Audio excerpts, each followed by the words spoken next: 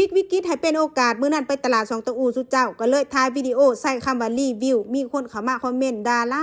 ายแต่ว่าบ่เป็นหยังพวกเจ้ามื้อนั้นใส่คำว่ารีวิวแต่มื้อนี้ตั้งใจสิมาโปรโมทโซนขายของปลาหรือว่าขายของฝากเด้อพี่น้องเด้ออีกอย่างนึงคือมีคนถามเข้ามาว่าอยู่ไสว่าซั่นเนาะบางคนก็ถามว่าห่างจากตัวเมืองสุขุมมาจักกิโลและบางคนก็ถามว่าข้ามทางใดว่าซั่นหลายคนแฮงที่ถามเข้ามาแต่ว่า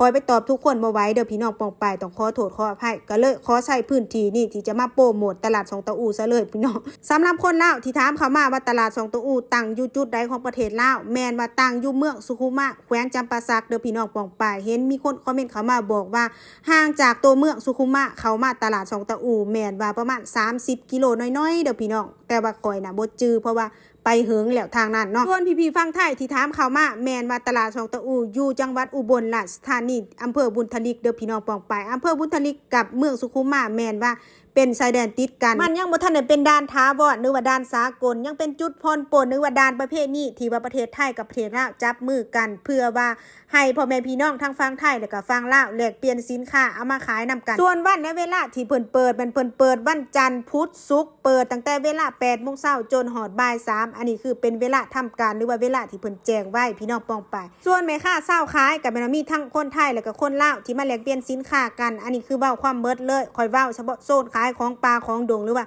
โซนที่ข่อยมักและข่อยประทับใจให้ข่อยไปอีกเทื่อนึงหรือว่าไปทุกอาทิตย์ก็ได้เพราะว่าตลาดแบบนี้แม่นข่อยมักแห้งพี่น้องส่วนหนึ่งละคมราคาถามว่าถูกบ่แพงบ่อันนี้มันเว้าเฉพาะความรู้สึกส่วนตัวข่อยเด้อพี่น้องปองปายข่อยมีความรู้สึกว่ามันถูกเพราะว่าข่อยไปซื้อของปลาของดงหรือว่าของจากธรรมชาติแบบนี้ของที่บ่มีสารเคมีข่อยมีความรู้สึกว่ามันถูกอันนี้คือเป็นความรู้สึกของข่อยเนาะแต่ว่าถ้าผู้อื่นบอกว่ามันแพง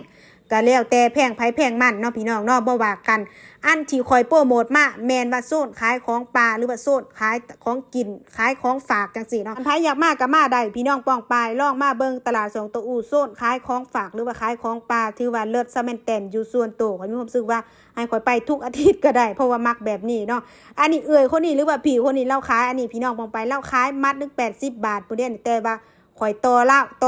มัดถึง50 บาทได้บ่ว่าซั่นอย่าว่ากันเด้อพี่น้องป้องปายข่อยไปซื้อของข่อยมักต่อของซื้อของขายต่อได้ก็ต่อเล่นต่อหัวไปคันว่าเขาลดให้ก็แม่นว่าสุดยอดแต่ว่าอันนี้สรุปแล้ว2มัดนี่เพิ่นลดให้น่ะมัดละ60 บาทพวกเจ้าจ่ายไป120 บาทมาฮอดเฮือนบัดนี้เนาะบ่ได้มีหยังยากอยากจะบอกว่าของที่ข่อยไปซื้อจากตลาดสองตะอูมานี่เห็นบ่ข่อยได้มักม่านนี่ข่อยซื้อน้ำเวียดข่อยเว้าหยอกแล้วว่าคันเจ้าโกงตาสร้างข่อยแม่นว่าข่อยสิประจานเจ้าเพราะว่าข่อยถ่ายวิดีโอไว้เล่ากับหัว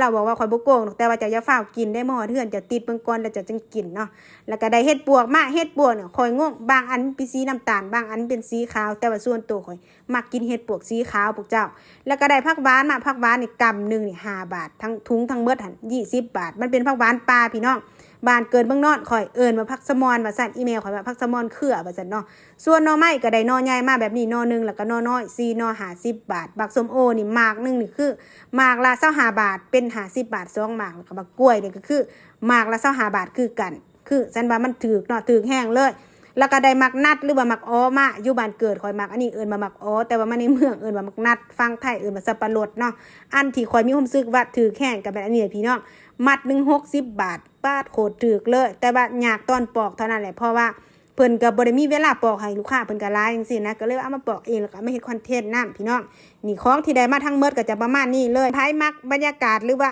อาหารประมาณนี้สามารถไปซื้อหรือว่าไปเที่ยวไปช้อปปิ้งได้เด้อพี่น้องเด้อใช้คำว่าช้อปปิ้งก็ได้เลยไปช้อปปิ้งอาหารป่าเอามาเฮ็ดกินอยู่เฮือนแล้วก็ไปซื้อเบียร์มากินอยู่เฮือนเย็นๆโดดพี่น้อง